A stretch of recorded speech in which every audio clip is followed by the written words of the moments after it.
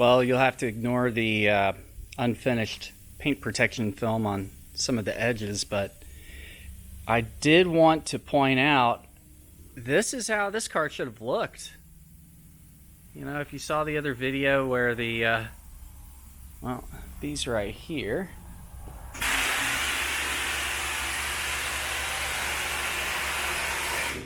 where these just popped off one side.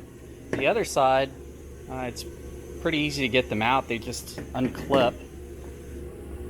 Well, when I unclipped them and then stepped back and really looked at it,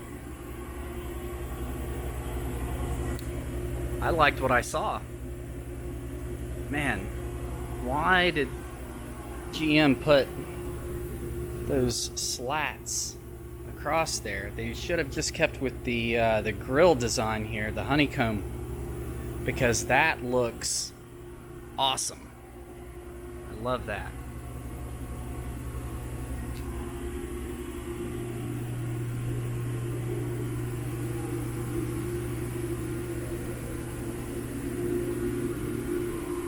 What do you think?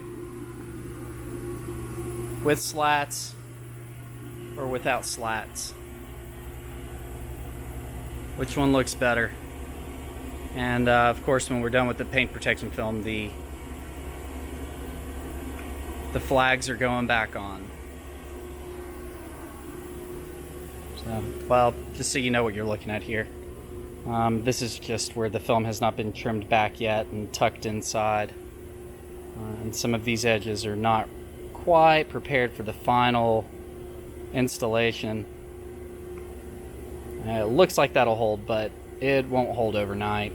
I've got to get in here and do a little manipulation of it. But anyways, again, aside from the PPF not being buttoned up, man, this is how this car should have come, right here.